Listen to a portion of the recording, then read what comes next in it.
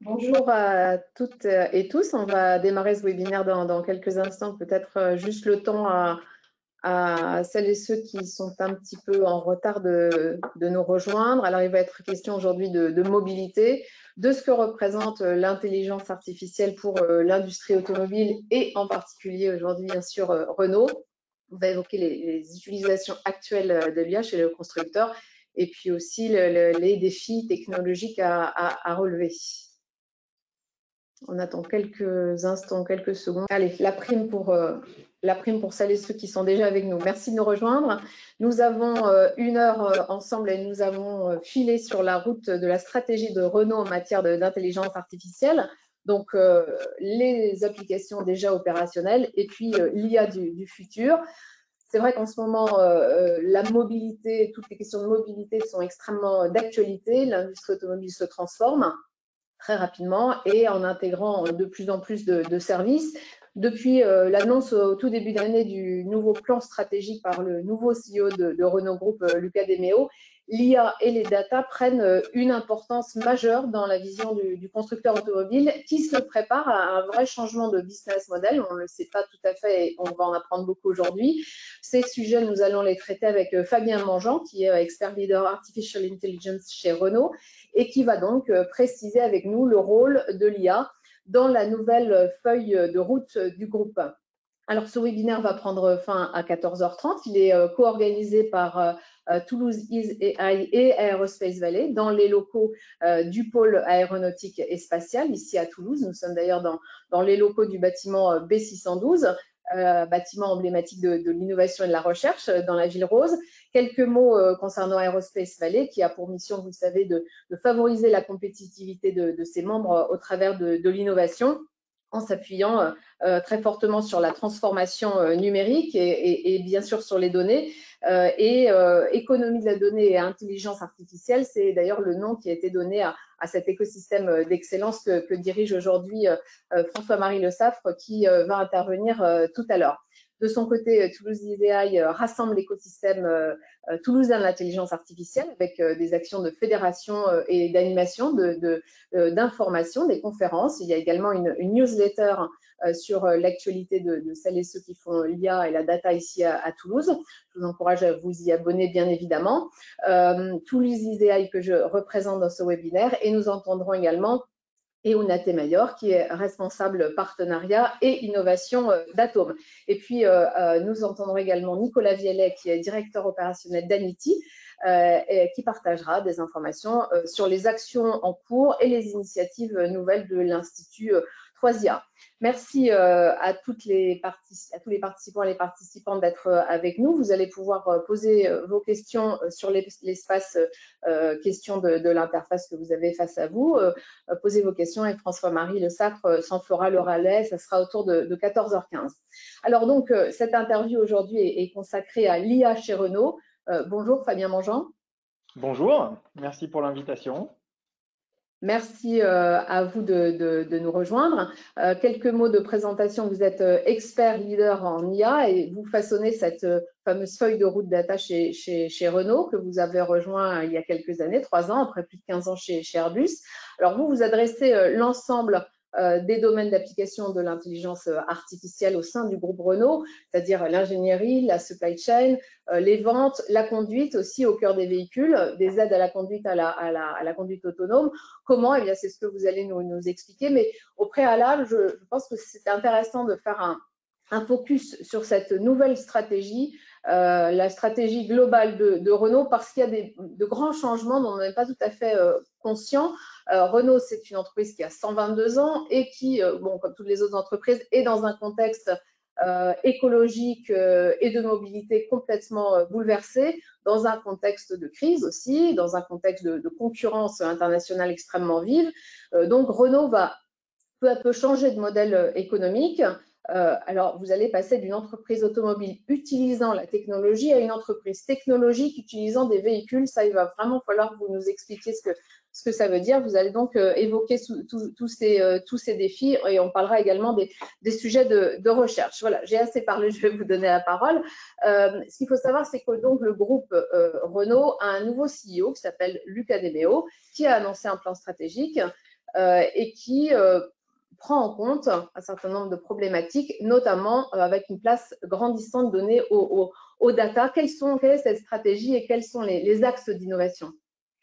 Tout à fait. Alors effectivement, donc Renault, évidemment très connu pour ses marques de véhicules et d'automobiles. Donc maintenant, on s'appelle Renault Group. Et donc dans Renault Group, vous avez 4 marques. Renault, les véhicules Renault, Dacia Lada pour le Global Access, Alpine pour les véhicules haut de gamme, et une nouvelle marque qui a émergé qui s'appelle Mobilize et qui est orientée sur les services au sens large, autour du digital, de l'énergie et de la mobilité, évidemment en partant d'une base de constructeurs automobiles. Donc la situation, effectivement, là, côté Renault, là, quand notre CEO est arrivé, c'est de faire enfin, on va dire un pivotage vers 2 aspects. On avait une stratégie orientée sur l'empreinte géographique et les volumes, et on passe à une stratégie beaucoup plus orientée valeur. Et ça se décline alors en 3 phases. Le nom de ce plan stratégique, ça s'appelle la Renaulution.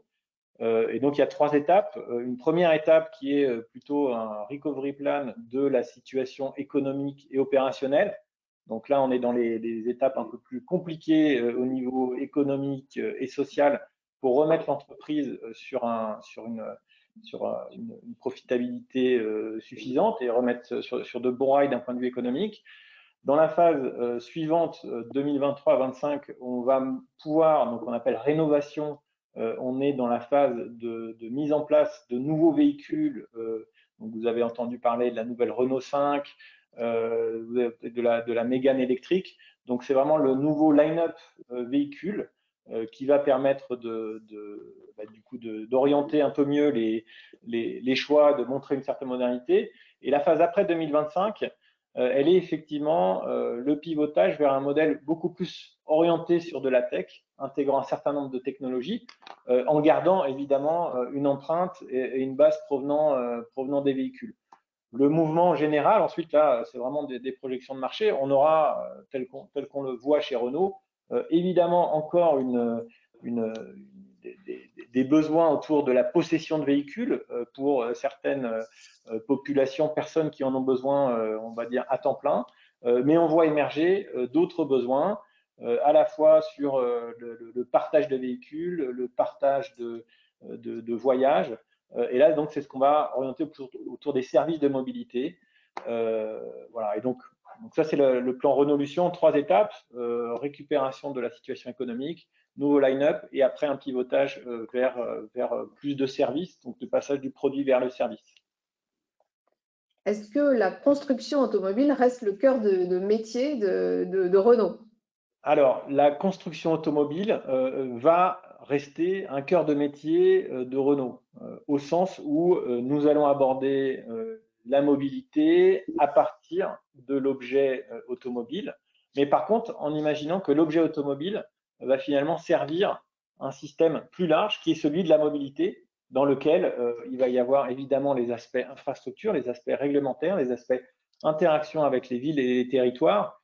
Et donc, on imagine que de nouveaux services, de nouvelles façons de fonctionner dans ce système de mobilité vont émerger, dans lesquels, du coup, finalement, notre mission et notre objectif, c'est de garder et de mettre la voiture là où elle fait sens, avec les contraintes évidemment écologiques et économiques des villes, des territoires et des utilisateurs des véhicules.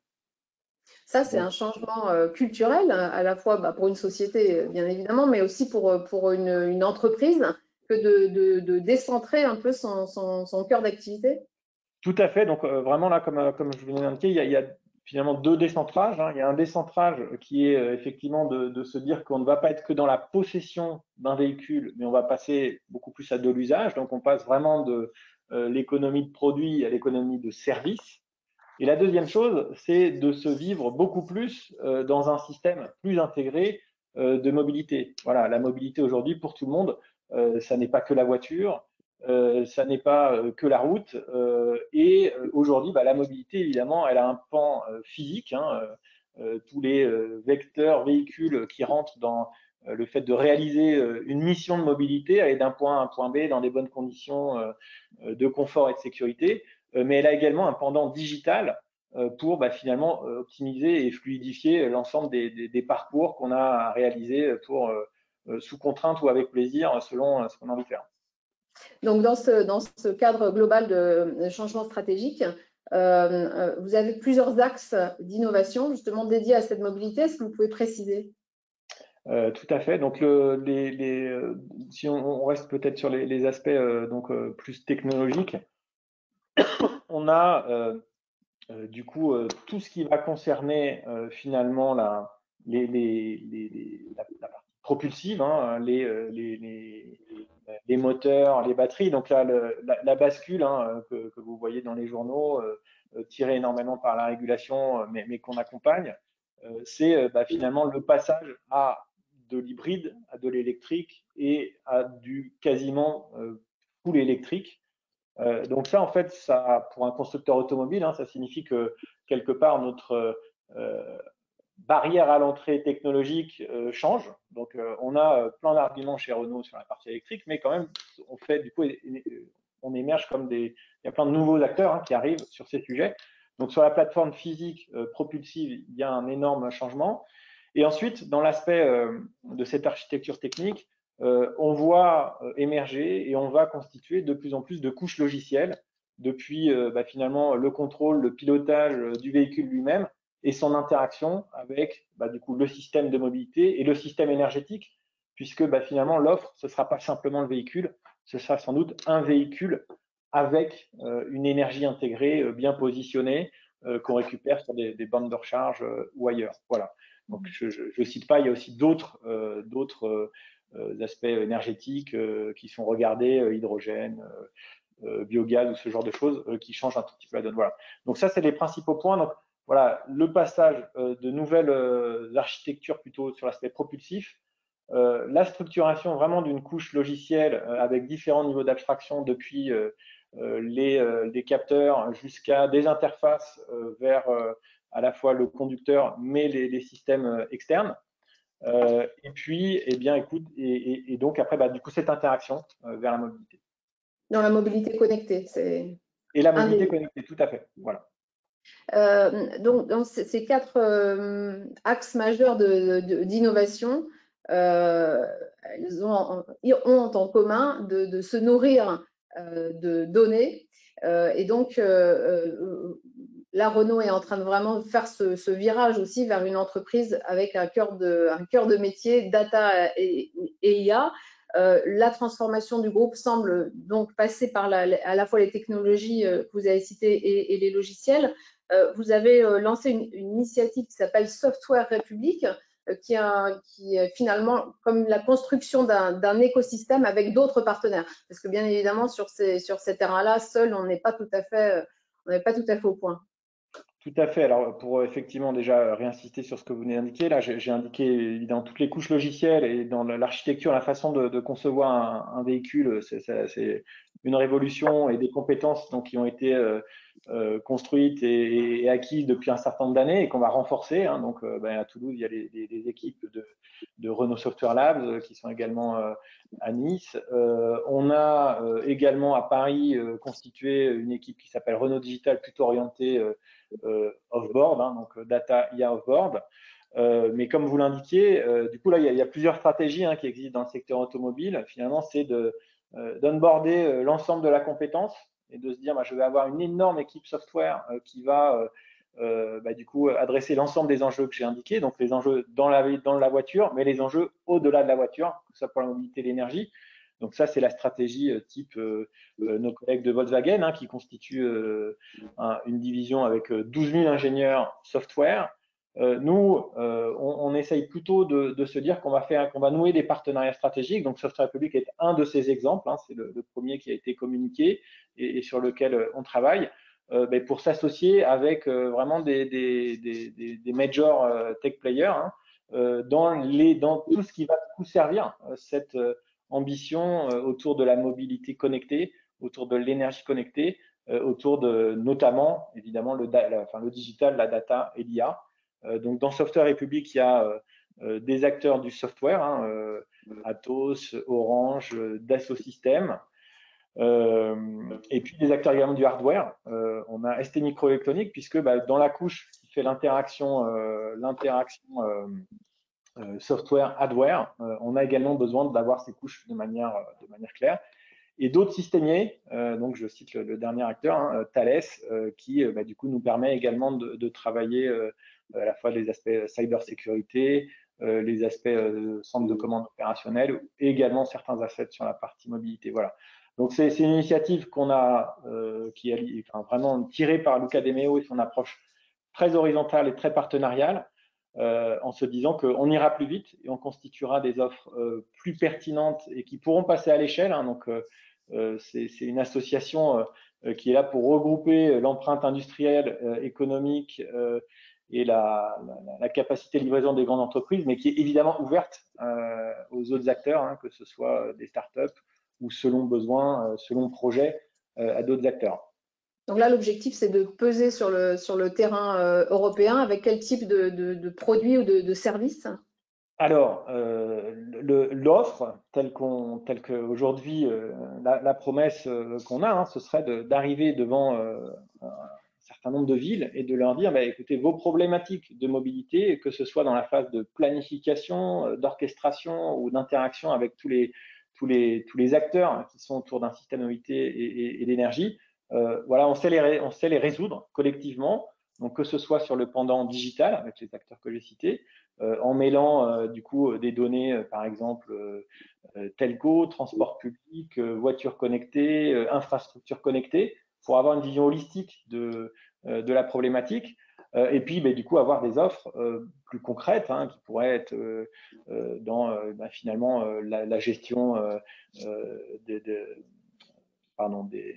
parkings, la gestion du trafic, la gestion, la compréhension d'alternatives et de scénarios de politique de transport, et éventuellement en complétant par des offres physiques de voitures partagées ou en boostant ces choses-là. Voilà. Donc ça, c'est l'illustration de ce qu'on disait précédemment sur la volonté de Renault Group d'être positionné sur les services de mobilité et les services de données et d'énergie. Tout à fait, exactement. Ça veut dire que Renault se transforme ou tend à s'en transformer avec le calendrier que vous avez évoqué tout à l'heure vers un distributeur de services d'énergie. Alors là, c'est pas du tout, je n'ai pas du tout dit ça. On va vers l'énergie. On n'a pas du coup de positionnement officiel sur le fait de devenir un distributeur d'énergie. On ne pourrait pas devenir. Nous, ce qui va nous intéresser, c'est déjà d'avoir une offre d'énergie, sans doute intégrer à une offre de mobilité. Devenir distributeur d'énergie, je ne pense pas. Là, aujourd'hui, on a des offres plutôt d'accompagnement de la mobilité électrique en installant des bandes de recharge, en facilitant l'accès de la charge. Les ambitions que vous indiquez, on ne le fera pas tout seul, c'est pas Renault qui peut le faire tout seul, mais effectivement, ce sont des axes intéressants. Quel est votre rôle aujourd'hui dans cette architecture globale et dans cette nouvelle stratégie de Renault, vous qui êtes donc dédié aux data et à l'intelligence artificielle, et puis de ce fait, on va pouvoir rentrer dans le détail sur le rôle actuel de l'IA chez Renault. Alors, moi, je m'occupe de plusieurs choses. Là, alors, si je leur décompose par rapport à ces étapes et à ces phases, là, on est dans mon quotidien, je structure avec les équipes et je consolide et synthétise l'ensemble des initiatives data et IA du groupe qui aujourd'hui émergent principalement par fonction, voilà, selon un certain nombre d'axes de gouvernance. Et comme tout le monde finalement autour de cette audience le sait, la data n'appartient pas à une fonction, elle n'appartient pas à un endroit. Et donc, il y a un besoin de transversaliser et d'organiser à la fois les problématiques de collecte, de mise à disposition et de partage des cas tests pour que du coup l'entreprise déjà arrive à délivrer le plus vite possible sur ces cas tests, mais également du coup transversalise un certain nombre de capacités. Comme vous l'avez indiqué, Renault, c'est quand même une vieille maison. On n'est pas digital native, donc on a tout un legacy à gérer d'un point de vue digital et qui ne se transforme pas comme ça en claquant des doigts. Donc on est obligé à la fois de bâtir des ambitions et de prioriser ces initiatives. Voilà, donc ça c'est le premier niveau. Ensuite, on est du coup un peu dans l'anticipation à la fois de ces nouveaux business models en se disant quels vont être nos unique selling points, hein, à quoi on sert, vers où on veut aller, de quoi on part. Donc, comme je l'indiquais, nous on part évidemment de la voiture, de la donnée voiture. C'est un peu ce qu'on a à apporter alors à la fois au marché, à la société, ça dépend comment on veut le voir, et qui permet du coup de se positionner dans ces écosystèmes. Donc ça, c'est vraiment voilà, ce que j'accompagne notamment dans la Software République. Et puis, d'un point de vue plus technologique, j'essaye d'accompagner avec les équipes l'état de l'art interne de l'utilisation de l'IA, que ce soit dans les process off-board, dans les métiers, mais également de manière beaucoup plus pointue, et c'est certains experts et certains collègues qui appartiennent à mon réseau, sur les aspects plus embarqués, qui là, du coup, tire beaucoup plus d'enjeux techno.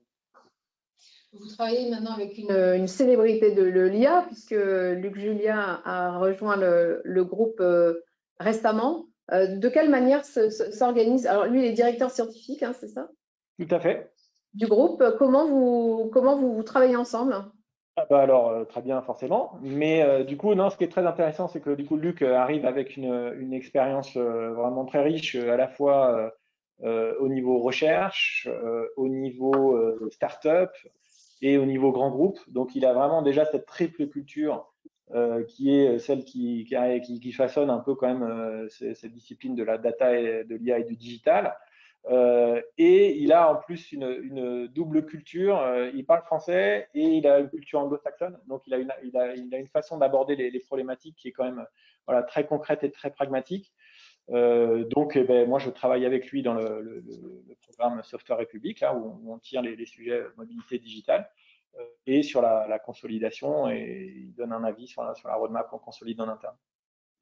Ok, on rentre dans le détail sur le rôle actuel de l'IA et finalement, là aussi, la question est large finalement, parce que c'est à différents étages et dans différents départements du groupe, que ce soit pour les véhicules, que ce soit pour le commercial, le marketing ou la sécurité. Est-ce que vous pouvez nous donner des exemples d'applications sur lesquelles vous travaillez ou vos équipes travaillent? Très bien, oui, oui. Alors, on a, bon, peut-être pour déjà donner une vision d'ensemble, on a évidemment voilà, plusieurs dizaines d'initiatives qui embarquent la logique. Alors, on a historiquement déjà des sujets d'IA, hein, de recherche opérationnelle, de moteur de connaissances, voilà, qui tournent depuis assez longtemps, hein, d'optimisation combinatoire. Et là, évidemment, ce qu'on accompagne le plus, ce sont toutes les démarches d'IA à base de données, qui vont faire à la fois du big data, du machine learning, et tout ça. Donc, avec les étapes classiques, finalement, déjà de collecte, de visualisation de la donnée, puis de mise en place de données enrichies et d'algorithmes. Donc, on a trois grands axes de travail qui sont transverses à toute l'entreprise. Un premier axe sur l'expérience de mobilité, un deuxième sur l'environnement et un troisième sur la digitalisation. On va essayer de prendre des exemples dans chacune de ces dimensions.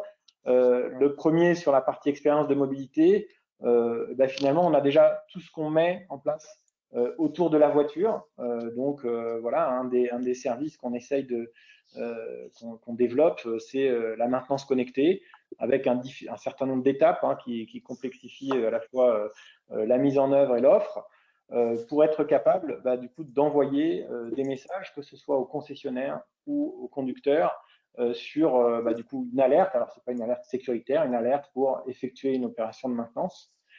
Dans le même cadre, donc on a aussi la partie tout ce qui va être autour des données de batterie. Donc on a toute l'utilisation de la donnée batterie. On a par chance et par anticipation de mes collègues énormément de données qui proviennent de la batterie et des véhicules électriques. Il y a plus de 10 ans d'historique, je ne sais plus combien il y a déjà eu 10 milliards de kilomètres roulés, 300 Tera de données collectées sur la batterie, sur les premières phases de la Zoé. Et donc là, du coup, on a une compréhension et on essaie d'avoir une vue holistique de finalement, par rapport à toutes les étapes de vie, à la fois dans la conception, l'usage et la fin de vie d'une batterie, qu'est-ce qu'on peut tirer comme connaissance donc à la fois pour faire un meilleur design, donc on va appeler toutes les activités de right sizing, dans lesquelles voilà, la donnée est clé pour comprendre ce que font les clients en vrai, par rapport à ce qu'on avait mis dans nos cahiers des charges, et la façon dont la batterie réagit par rapport à ce qu'on avait prédit. Voilà, donc c'est vraiment les deux dimensions qui nous intéressent. Voilà, donc dans la partie expérience de mobilité, c'est voilà, deux exemples à peu près clairs. Ensuite, on a tout un axe qui est plutôt autour du RSE et de l'image, mais qu'on travaille beaucoup, puisqu'on s'est rendu compte on a vraiment expérimenté et on met en œuvre des aspects autour de qu'il y a dans les usines et dans la supply chain pour optimiser principalement l'empreinte environnementale, mais c'est du coup à la fois le coût énergétique, mais du coup, de fait, la moindre énergie, en pilotant mieux de grands systèmes industriels. Donc, voilà, des exemples, un atelier peinture, énormément de sources de dépenses d'énergie dans ce type d'atelier. Et en instrumentant mieux cet atelier, on arrive à faire des gains substantiels d'énergie. Donc, on a une ambition forte. Hein, le plan climat Renault, il est assez ambitieux. Et il y en a une grande partie qui va être couverte en fait par la meilleure utilisation de la data et de l'IA. Donc ça, c'est l'optimisation du fonctionnement finalement. Exactement, l'optimisation du fonctionnement. L'usine et des différentes opérations de l'usine. Exactement, des gros consommateurs, des gros ateliers qu'il y a dans une usine. On a également la même chose. Alors, donc ça, c'est pas dans l'usine. Après, c'est dans toute la supply chain, donc plutôt la chaîne logistique, où là, on essaye du coup plusieurs choses. Hein, optimiser les parcours, optimiser les remplissages des camions. Hein, l'ordre de grandeur, pour tout le monde en tête, il y a 6000 fournisseurs hein, actifs chez Renault. Chaque jour, il y a 3500 camions qui circulent dans le monde entier, qui vont entre les différentes usines, les usines fournisseurs et les usines Renault. Il y a 40 usines Renault. Et donc, tous ces déplacements, ils ont besoin d'être optimisés d'un point de vue remplissage, parcours, type de camion, pour que l'empreinte environnementale de la supply chain soit le plus faible possible. Donc là, il y a également énormément de travaux qui sont reliés à de la data et de l'IA. Est-ce que vous utilisez également les données à la fois des concessionnaires, par exemple? J'imagine que oui, et ça plutôt dans un objectif de marketing ou de maintenance? Alors, on a effectivement donc les données des concessionnaires, on les utilise à deux choses, mais on a un point très intéressant qui est finalement dans le pilotage de l'état de santé de la flotte et l'identification de signaux faibles d'incidents qualité sur la flotte. Et donc, effectivement, on a un flux d'informations qui provient des concessionnaires dans lesquels les gens qui viennent faire une opération chez le concessionnaire, on a le descriptif de ce qui s'est passé, est-ce qu'il y a eu un problème, pas de problème, il y a des observations qui sont remontées. Donc ça, c'est sur la partie, les phases dites de garantie. On a à peu près 10 millions d'actes de ce type-là par an. Et dans ce flux d'informations, on vient détecter par du traitement de texte automatisé des signaux faibles, nous permettant de du coup mettre à la lecture les incidents ou les situations potentiellement critiques qu'on va traiter par ensuite du coup de l'incidentologie, des praticalités. Voilà. Donc on a ça et on a un dernier point dans les ambitions. On a un autre exemple hein, qui est plutôt lié à la digitalisation des opérations. Encore une fois dans l'usine, hein, mais c'est un exemple très très concret. On fait du coup du contrôle qualité bord de chaîne avec des caméras intelligentes. Donc ça c'est assez vieux de faire du contrôle qualité avec du computer vision. Là on le fait maintenant avec des technos d'IA qui ont de meilleures performances, qui ont des enjeux dont on pourra peut-être parler tout à l'heure. Mais qui, voilà, du coup, arrivent également dans nos processus et qui digitalisent voilà, un certain nombre d'opérations. Évidemment, il faut que ça reste sûr. Et, voilà. Vous pouvez préciser? Oui, on a des challenges sur ces aspects-là, puisqu'on a finalement des systèmes qui, quand on les met en œuvre, ont des performances exceptionnelles. Hein. On gagne sur les contrôles qualité, on passe de 85% de fiabilité à 99% de fiabilité. Par contre, on a encore besoin d'être assuré, puisque si on fait un contrôle complètement automatique, on a besoin de savoir à quel moment le système sait qu'il ne sait pas. Et ça, donc, on est dans les challenges et les enjeux techniques et scientifiques hein, qu'on adresse dans Amity, dans DEAL notamment, sur l'IA de confiance, les problématiques d'explicabilité, puisque si on bascule dans des modes où ces caméras de contrôle vont avoir un rôle de plus en plus important, il faut qu'elles puissent du coup être éligibles à la confiance du directeur de l'usine, hein, qui a une contrainte juridique et légale. Donc, il faut qu'on ait vraiment une compréhension parfaite des moments où elles fonctionnent. Et si jamais elles pensent qu'elles ne fonctionnent pas, qu'on le renvoie évidemment dans une chaîne, dans un contrôle humain qui fera le reste du travail. Aujourd'hui, comment sont perçues ces solutions d'IA par les différents publics et les différentes cibles auxquelles vous vous adressez et qui sont aussi vos partenaires, vos collègues finalement, tout simplement? Oui, tout à fait. Alors, c'est une excellente question. On est bien dans cette phase. Je dirais, il y a des métiers historiques, hein, qui sont outillés, qui ont accepté assez facilement ces solutions. Et puis, après, on a des challenges qui sont, finalement, quand on est dans les fonctions, on va dire, quand on met l'IA dans des processus support, des fonctions support, du coup, l'IA vient augmenter, aider à la performance. Donc, c'est des outils souvent qui aident sur des quantités d'informations importantes. Donc, ça se passe assez vite. Les gens qui, par exemple, travaillent à l'ingénierie sont habitués à travailler avec des modèles numériques, donc ça se passe très bien. Là, on a des challenges, c'est évidemment les endroits où ça va être soit déjà dans le poste de conduite. Donc là, on a des contraintes de sécurité qui apparaissent très rapidement. Donc là, on a beaucoup plus de démonstrations à fournir. Et l'IA aujourd'hui est encore un objet mal identifié par l'ensemble de l'ingénierie. Et donc, c'est très bien puisqu'on a à faire des démonstrations et à démontrer que la technologie est mature, ou que si elle n'est pas mature, il faut qu'elle puisse le dire. Donc, on va vraiment là au-delà de la promesse. Et dans le cas que j'indiquais, que je citais évidemment dans l'usine, là, on a évidemment des challenges d'acceptation de ces systèmes qui se mettent souvent en complémentarité d'hommes, parfois en placement. C'est pas du tout ce qu'on essaye de faire, puisque en fait, il y a quand même des opérations humaines qui sont là. Donc, il y a une approche finalement de faire apprendre et de rendre aussi certains postes plus ludiques, entre guillemets, j'exagère sans doute avec ludique, mais finalement, de consolider ce que fait le système de contrôle en faisant l'apprentissage par les opérateurs en bord de chaîne pour dire, voilà, cette situation, voilà, là c'est un défaut, là c'est pas de défaut. Et donc ça, c'est ce qui permet de bâtir, par exemple, la base d'apprentissage ou la base de validation.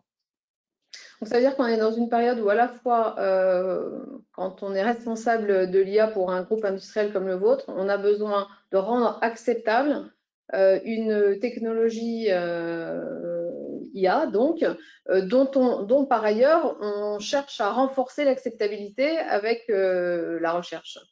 Tout à fait, c'est exactement ça. On a deux aspects. Donc, on a effectivement, si on fait le cadrage des applications, il y a des applications qui, selon le niveau de criticité, vont nécessiter de plus de démonstrations. Donc, on est vraiment dans un moment où finalement, on a, encore une fois, plusieurs dizaines d'initiatives à l'intérieur de Renault où les gens mettent en place cette démarche d'accès à la donnée à l'échelle, de traitement dans des plateformes, et ils arrivent à bâtir de l'IA. Et on est effectivement sur le coup d'après, en même temps, et ce sont effectivement des sujets de recherche pour certains d'entre eux, de mettre en place la métrologie, la confiance, la qualité qu'on a dans les systèmes, sachant qu'évidemment l'exigence ne sera pas la même, encore une fois, sur un moteur de recommandation de gestion des problèmes d'incidents, où là on est sur l'efficacité. Donc si ça marche pas bien, on prend plus de temps, on perd un peu d'argent, versus des problématiques où on a de la sécurité humaine qui est en jeu, où là évidemment le niveau d'exigence est beaucoup plus élevé. On en parlera peut-être tout à l'heure avec à la fois François-Marie Le Saffre et Nicolas Vialet, mais la question de la confiance est une question hautement stratégique. Elle a même fait l'objet d'annonces la semaine dernière. Est-ce que vous pouvez préciser quel est le rôle de Renault dans toute cette, à la fois cette réflexion et cette recherche? Alors déjà, en un premier lieu, c'est l'expression d'un besoin fort, comme je viens de le dire, donc par rapport à tout l'écosystème français à la fois de recherche et d'innovation. Notre ambition, c'est vraiment de partager du coup des problématiques concrètes de mise en œuvre. Alors il y a dans la notion de confiance, il y a évidemment des dimensions non techniques qui sont dans l'acceptation, la familiarisation, des systèmes, donc que nous, on doit évidemment prendre en charge. Mais associé à ça, finalement, pour l'accompagner, il y a de la formation, de l'éducation, et puis le fait qu'on maîtrise parfaitement ces technologies, puisqu'elles arrivent dans des cadres réglementaires et normatifs qui sont relativement bien cadrés. On ne met pas, nous, en œuvre, en tout cas, des systèmes auto-apprenants. On décline des exigences de sécurité et des cadres réglementaires et sécuritaires existants. Et on doit faire la démonstration que la technologie amène un risque. Elle a évidemment à apporter un plus, sinon on ne la mettrait pas en œuvre, mais que ces risques sont parfaitement maîtrisés. Donc à la fois du point de vue des algorithmes, de la gestion de la base de données. Donc nous, notre rôle dans l'écosystème, il est principalement d'exprimer des besoins au niveau technique et scientifique le plus fin possible pour que ce soit compréhensible et facile à travailler pour nos collègues de la recherche. Et puis après, le challenge, ça va être évidemment de l'intégrer dans nos systèmes digitaux. Ce projet confiance.ia voilà. est vraiment dédié à la question des systèmes critiques. L'automobile, évidemment, en fait partie. Si on prend, par exemple, si on prend l'exemple de la question de la maintenance, quelle garantie, parce qu'en fait, finalement, c'est ça, très concrètement, quelle garantie, en fait, un constructeur peut donner, et est-ce qu'il n'y a pas un risque qu'une solution IA, data, etc., embarqué soit obsolète en fonction d'un environnement qui, lui, évidemment, va changer rapidement aussi.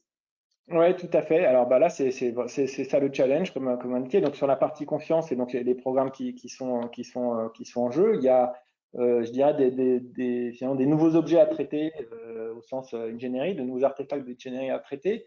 Donc principalement, donc on a l'IA basée connaissances et l'IA basée données.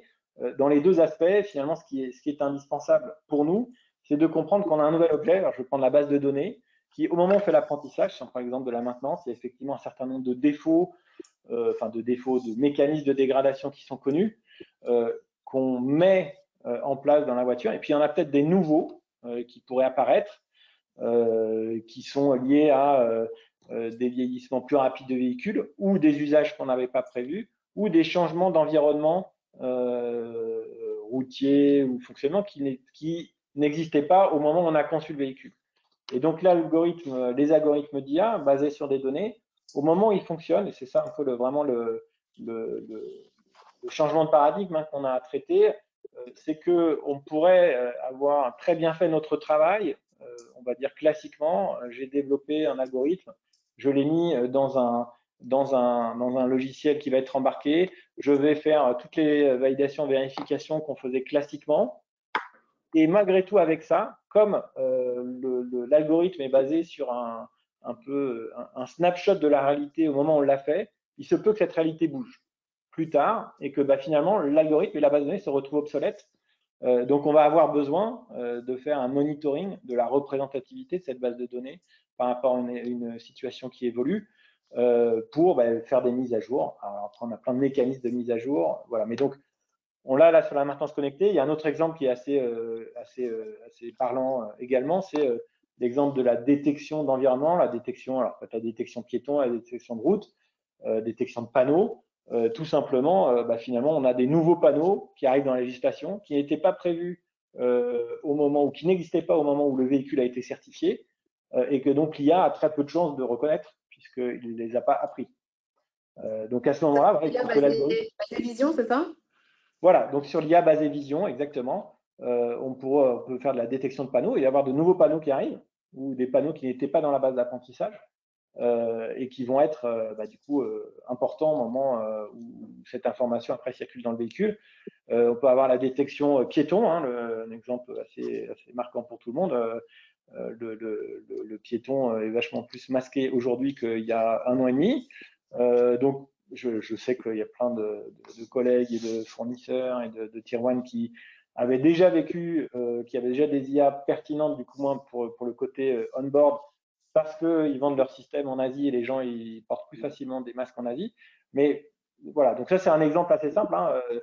Finalement, cette base de données, notamment sur la vision, c'est vraiment une photo à un instant T de l'environnement véhicule, et cet environnement, par nature, il bouge. Voilà, l'exemple des panneaux, l'exemple des piétons, l'exemple des typologies d'infrastructures. Et donc, voilà, ce qui génère du coup homologation, certification, va nécessiter d'être suivi. C'est ce qu'on travaille dans les programmes de type confiance.IA. Dites-nous un mot ou plus qu'un mot sur les projets, notamment Alpine Data et Mobilize Data. Alors, on a deux sujets. Donc, Alpine Data, donc Alpine, c'est la marque haut de gamme de Renault qui a au départ un ancrage sur les véhicules F1, les véhicules de course. Donc, dans cette entité, les gens sont habitués à gérer de la télémétrie avec de la donnée très haute fréquence pour optimiser et comprendre les fonctionnements détaillés. Ce type de système va en partie être porté sur Alpine pour justement beaucoup mieux comprendre et maîtriser ce type de voyage et offrir une expérience un peu sympa sur le parcours, ce qui s'est passé et l'état du véhicule. Et sur Mobilize, donc la Mobilize, c'est vraiment voilà. Donc pour comprendre, ça c'est un projet sur lequel vous travaillez. Alors ça, c'est un projet sur lequel mes équipes travaillent effectivement sur la façon d'utiliser la data et notamment l'IA pour les futurs véhicules Alpine. Et le dernier point, donc la Mobilize Data. Donc Mobilize, c'est la marque qui maintenant va beyond the car, donc qui est vraiment au-delà du véhicule et qui est là pour travailler les problématiques énergie, mobilité au sens car sharing, carpooling, ride-hailing, covoiturage, trajet partagé, flotte véhicule, mais également la partie data. Donc la partie data provenant des véhicules a une valeur qu'on est en train d'apprendre, comprendre. Donc on met en place avec les équipes Mobilize Data des offres data as a service pour du coup valoriser le patrimoine de data qu'on a chez nous et qu'on va générer avec les véhicules connectés dans les années qui viennent. Et sur ces deux projets, ou en tout cas peut-être sur le dernier, Mobilize Data, quels sont vraiment les enjeux technologiques et vos projets de recherche?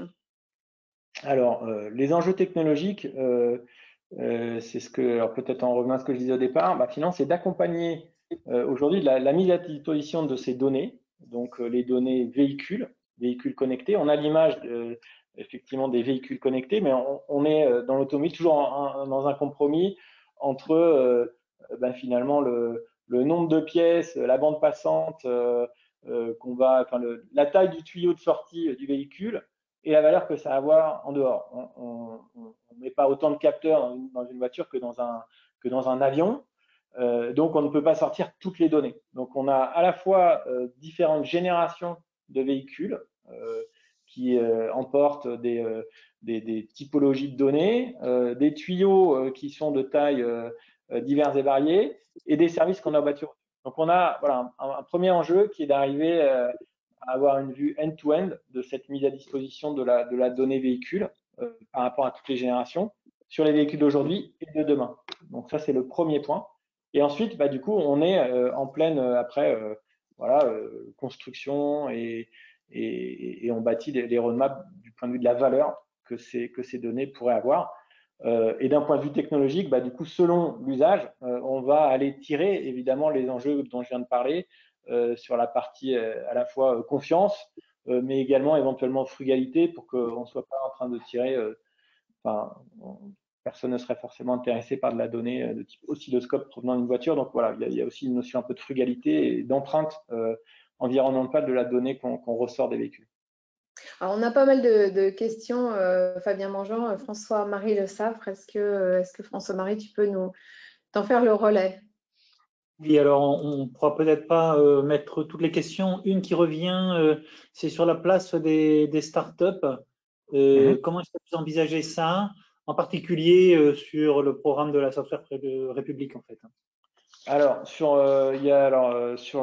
donc la place des startups, il y a plein, du coup, Renault interagit avec des startups. Sur la partie, je vais faire il y a deux choses qui existent aujourd'hui. Là, sur la partie recherche, il y a un appel à startup qui existe sur la partie confiance IA, donc c'est sur un sujet assez pointu, mais qui est accessible depuis le site confiance.ia. Et sur la partie software public, on va justement publier très prochainement, du coup également un appel à candidature pour effectuer un data challenge donc sur ces enjeux, voilà, énergie, mobilité, à partir de jeux de données provenant de voilà, Orange, Renault, Thales, Atos, pour du coup proposer des solutions sur des challenges de mobilité.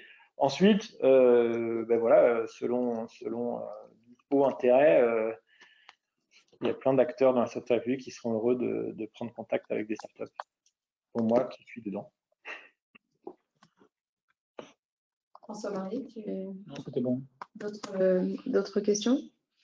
Alors, il y a peut-être une question sur les environnements techniques que vous utilisez et aussi, d'une certaine façon, comment est-ce que, avec votre plan, vous allez rattraper, on va dire, tous vos concurrents qui, pour certains d'entre eux, sont déjà en marche, on va dire, vers ces sujets d'intégration de l'IA dans leur stratégie.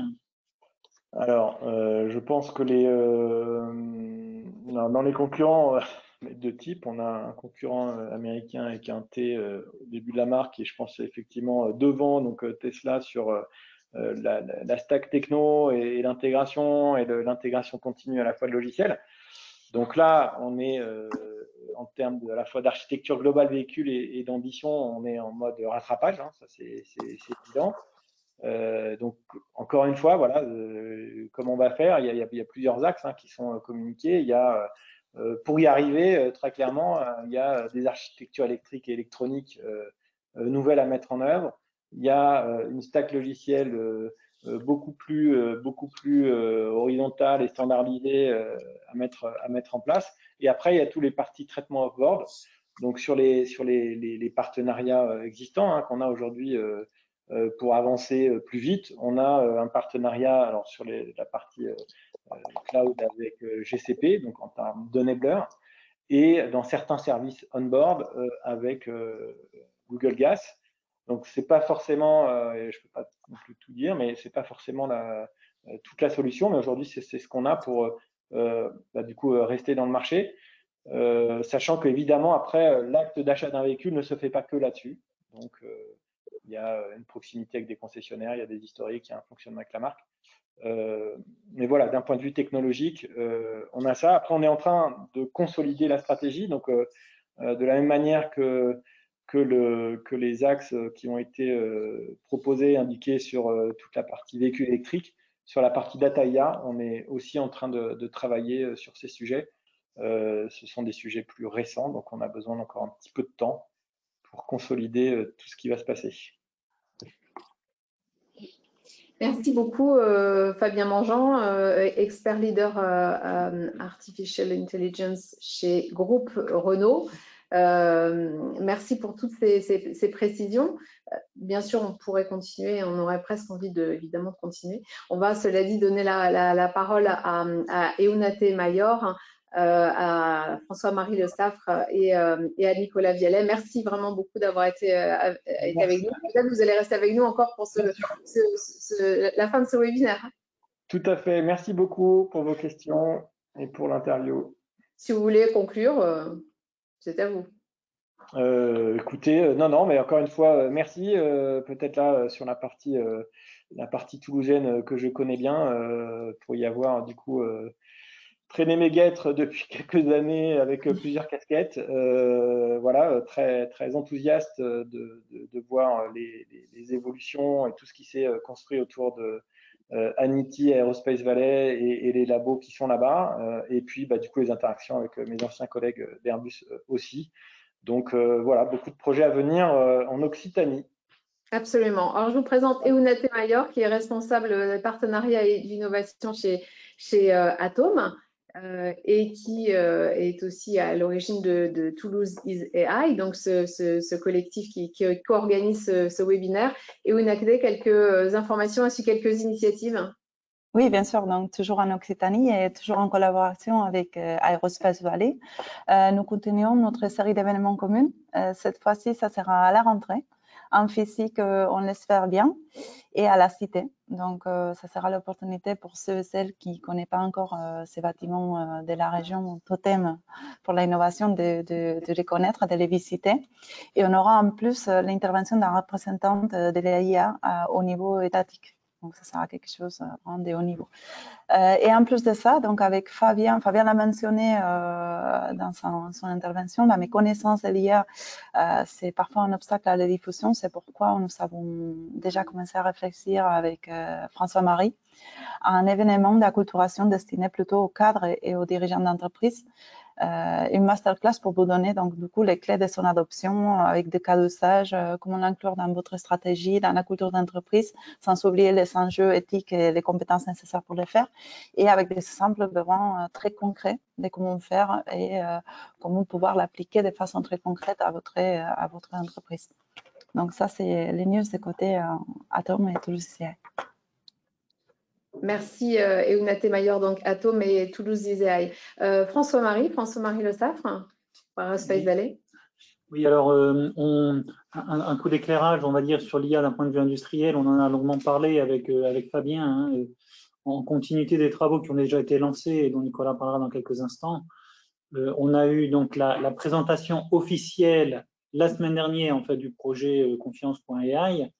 Ce projet, il vise à faire quoi en fait? Il vise à établir une plateforme qui permettra de pouvoir tester sur des cas réels, sur des cas industriels, des briques de confiance qui vont être produites par une communauté qui est assez élargie.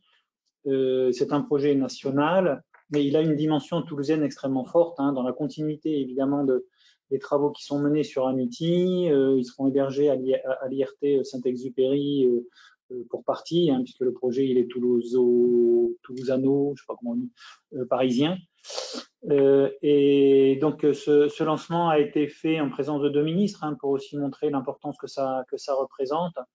Et si on résume avec la phrase donc du VP innovation de Thales, David Sadek, c'est le seul programme d'intelligence artificielle industrielle, qui est piloté d'ailleurs par les industriels. Donc ça aura des incidences non négligeables sur notre territoire, bien évidemment, et au premier rang desquels, je me refais l'écho de l'annonce faite par Fabien. Donc il y a un AMI, donc appel à manifestation d'intérêt pour les startups qui souhaiteraient rejoindre ce projet. Je vous ai mis le lien dans le chat. Il y a une présentation demain entre 10h et 12h par le programme sur cet AMI. Donc ceux qui sont intéressés, qui ont des choses à raconter sur l'ingénierie système, sur l'ingénierie des données, mais aussi sur les interfaces homme-machine, n'hésitez pas.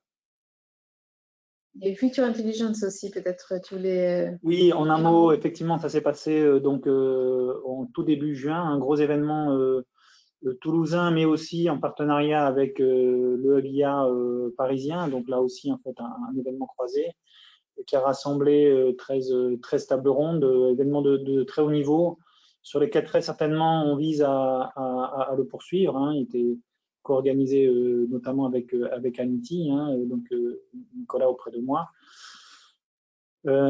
Très, très qualitatif.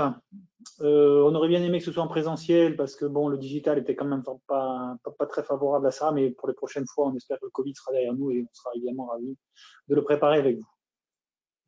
Alors justement, Nicolas Viellet, vous ne le voyez pas forcément, mais il est effectivement juste à côté de François-Marie Le Saffre, directeur opérationnel d'Amity. Quelques infos sur voilà, la récente actualité, les projets d'Amity.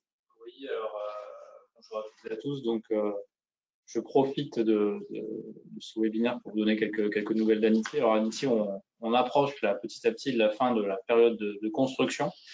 Et qui va s'achever fin d'année avec une première évaluation par les services de l'État.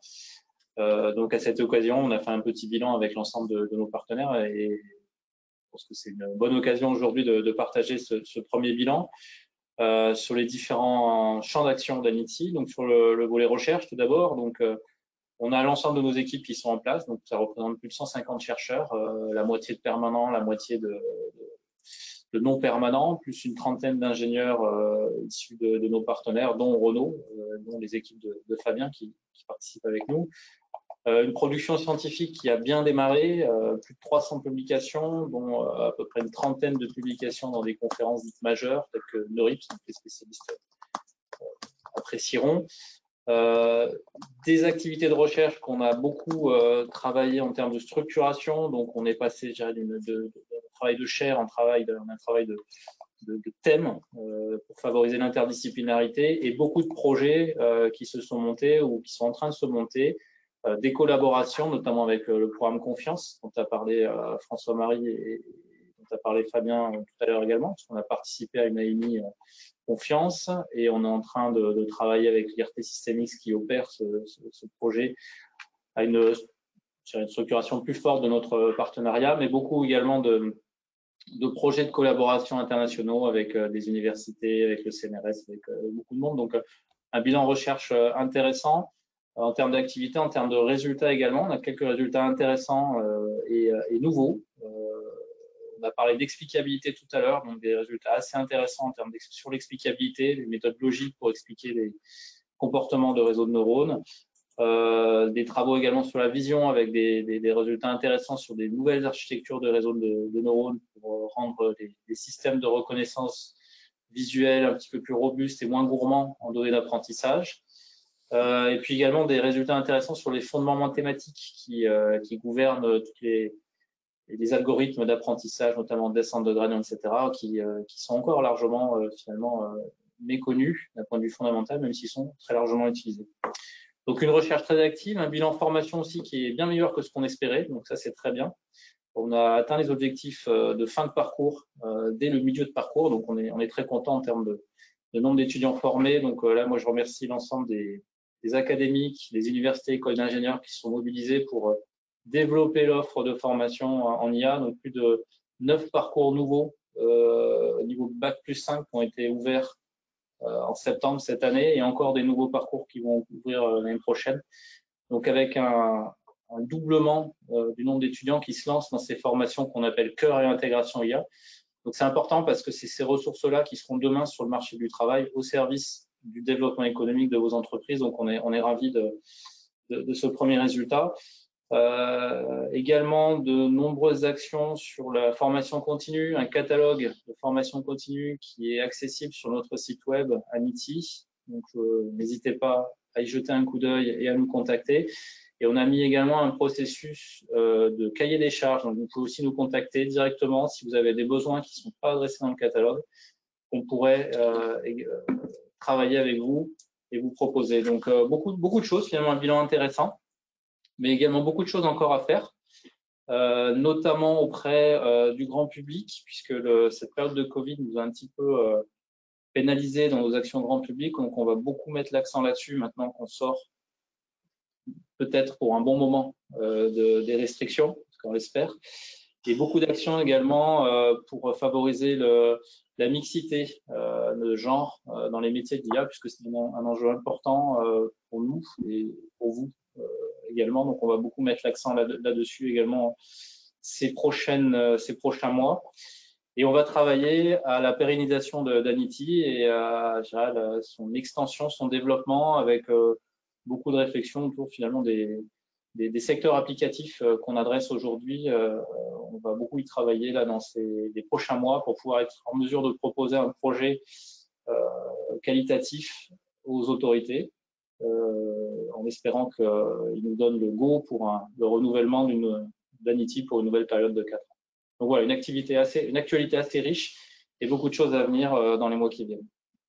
Merci beaucoup Nicolas Vialet. Alors oui, je rebondis peut-être sur cette question de la mixité, puisqu'on l'avait évoqué tous ensemble lors du webinaire qu'on avait fait lors de la semaine du 8 mars. Et on avait évoqué avec Marjorie Alain-Moulet la question du mentorat. Et cette initiative en fait est lancée. Elle est lancée par Marjorie Alain-Moulet qui est à la tête de la commission mixité d'Anity et qui donc vise à rééquilibrer finalement les équipes de recherche et les équipes dédiées à l'IA dans les entreprises. Et donc, c'est un réseau de mentorat qui est lancé là en ce moment, qui est composé à la fois de femmes et d'hommes de l'IA et qui est à destination des étudiantes qui sont elles-mêmes dans leur réflexion professionnelle en IA. Et donc, les étudiantes peuvent candidater. Alors, j'en profite pour donner l'adresse, c'est anity-contact-mixité@univ-toulouse.fr. Je vais vite le mettre dans la conversation. Merci beaucoup à tous et à tous. Au premier chef, Fabien Mangeant, qui était avec nous pour cette interview consacrée à l'IA et à la nouvelle stratégie du groupe Renault. Nicolas Vialet, François-Marie Le Saffre, Arnaud Tersiquel et Ounaté Mayor, et aussi évidemment toutes celles qui ont rendu possible ce moment, Agnès Bardier, Jennifer Déo. Merci beaucoup.